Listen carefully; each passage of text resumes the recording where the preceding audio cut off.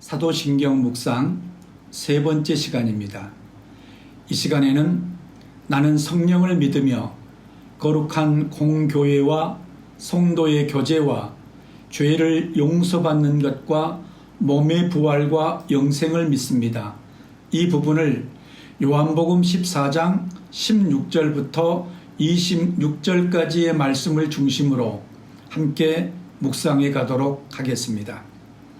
십계명은 우리가 무엇을 행해야 할지를 가르쳐 줍니다.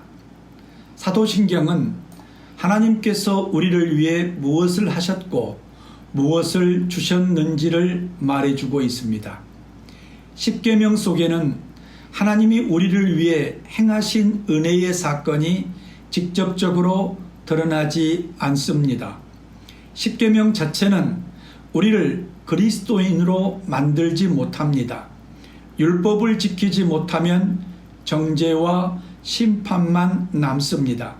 사도신경은 은혜를 통해 우리를 순종으로 이끌며 거룩한 길로 인도하시고 하나님을 기쁘시게 하는 삶으로 나아가도록 가르쳐 줍니다. 첫째, 나는 성령 하나님을 믿습니다. 성령 하나님은 성부 하나님, 성자 하나님과 동일한 분이십니다. 성령님은 우리와 영원히 함께 계시며 하나님의 창조와 구원의 역사를 깨닫고 믿게 합니다. 그래서 새 사람으로 거듭나도록 역사하십니다. 성령은 임마누엘 하나님이십니다.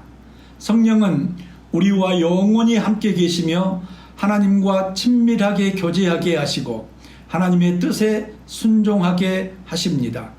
우리를 고아처럼 버려두지 아니하시고 주님이 다시 오실 때까지 우리와 함께 하시는 하나님의 능력입니다.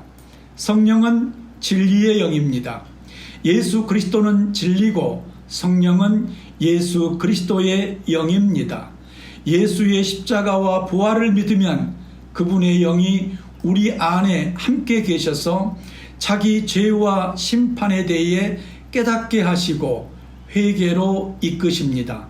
또한 진리로 인도하셔서 예수님을 살아계신 나의 주, 나의 하나님으로 고백하게 하십니다.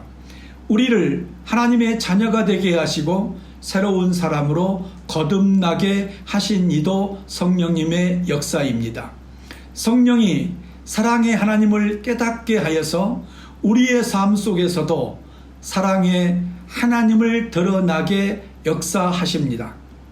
성령의 열매는 사랑과 희락과 화평과 자비와 인내와 양성과 충성과 온유와 절제입니다. 고난 가운데서도 하나님을 원망하지 않는 게 믿음이고 그 믿음으로 고난을 인내하는 것이 의인이라는 증거가 됩니다. 이를 도우신 이가 성령님입니다. 둘째, 나는 거룩한 교회와 성도가 서로 교제하는 것을 믿습니다. 바울은 우리의 몸은 하나님의 영이 거하시는 성전이라고 했습니다. 교회는 예수 그리스도를 모든 지체의 머리로 삼고 사는 하나님의 백성들입니다. 또 만물을 그의 발 아래에 복종하게 하시고 그를 만물 위에 교회의 머리로 삼으셨느니라. 교회는 그의 몸이니 만물 안에서 만물을 충만하게 하시는 이의 충만함이니라고 하셨습니다.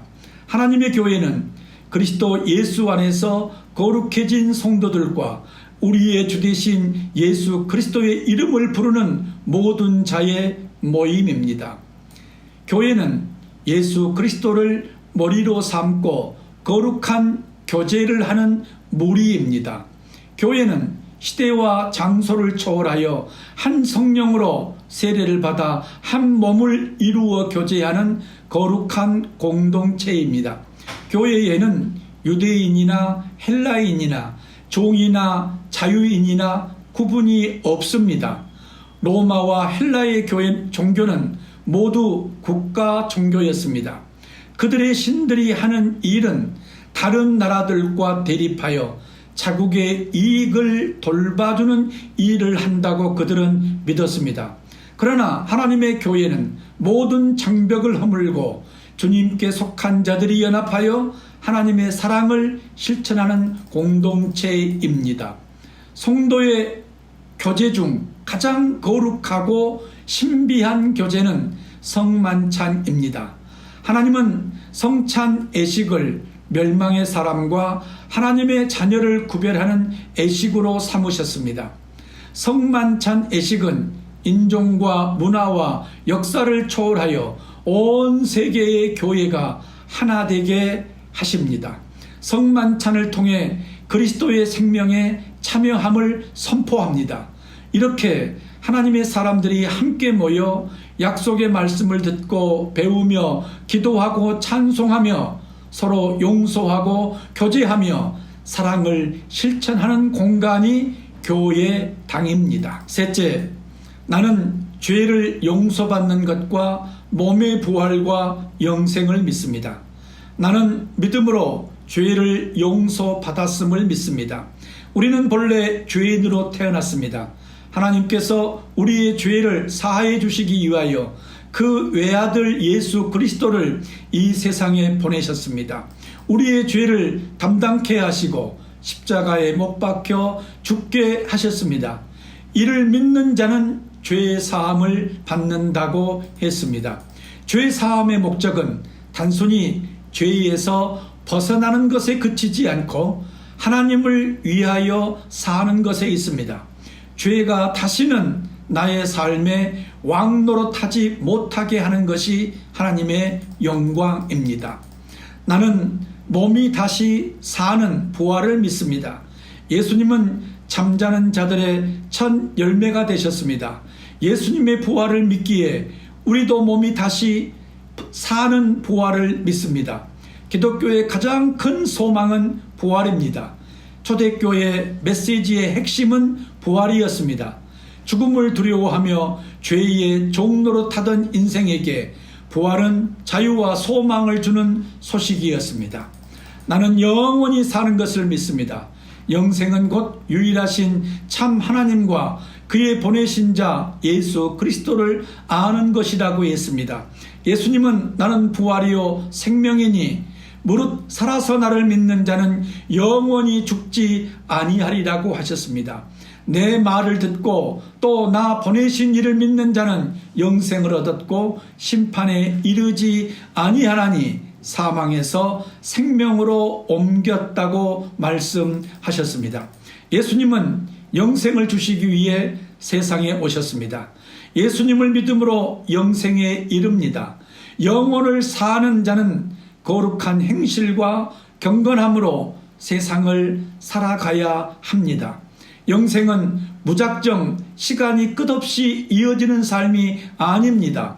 영생하는 하나님과 온전한 교제와 바른 관계를 맺고 누리는 것이 영생입니다. 영원하신 하나님과 사랑의 관계를 회복하고 교제하면 우리는 자연히 영생을 누리게 됩니다. 이 모든 관계를 우리에게 역사하시고 깨닫게 하시고 그 은혜 속에 살게 하신 이가 성령님이십니다. 아버지 하나님은 모든 피조물을 선물로 주셨고 성자 하나님은 구원을 우리에게 선물로 주셨으며 성령 하나님은 우리와 함께 하시며 말할 수 없는 탄식으로 우리를 위해 기도하시기에 우리는 이 세상에서 절대 혼자가 아닙니다. 영원하신 하나님과 함께 부활의 소망을 향해 살아가는 거룩한 백성들인 것입니다.